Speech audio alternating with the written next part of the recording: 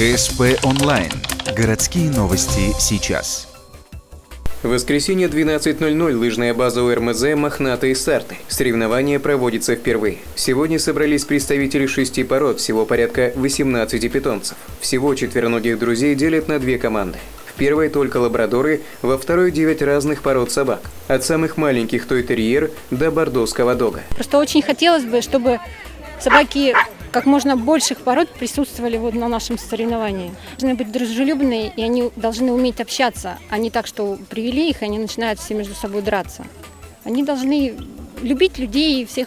В жаркую погоду заводчики позаботились о здоровье своих питомцев со всей тщательностью. Валерия, хозяйка лабрадора, для своей любимицы принесла воду со льдом. Как говорит девушка, даже в такую жару собаки лучше на природе, чем в городе на асфальте. Мире питомцы Валерии 6 лет. Как признается девушка, она всегда знала, какую породу она хочет. В принципе, я люблю крупных собак.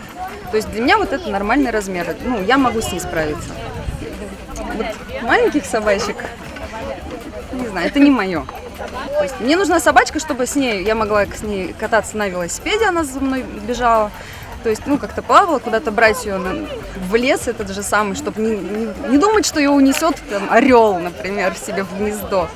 Всего в программе 5 конкурсов. Первый – бег змейкой. С приличным отрывом побеждает команда лабрадоров со счетом 17-7. Следующее задание – собери игрушки в корзину. Как говорит одна из участниц, собаке тяжело это сделать, ведь игрушка чужая. Для сложности упражнение питомец должен выполнить самостоятельно. За это присуждается 4 балла. А вот если собака ленится и запуталась и выполняет задание хозяин, то это только 1 балл. Как говорят организаторы, соревнования помогают определить качество дрессировки питомца. Для заядлых же собаководов подобные соревнования – повод просто собраться, пообщаться и обменяться опытом.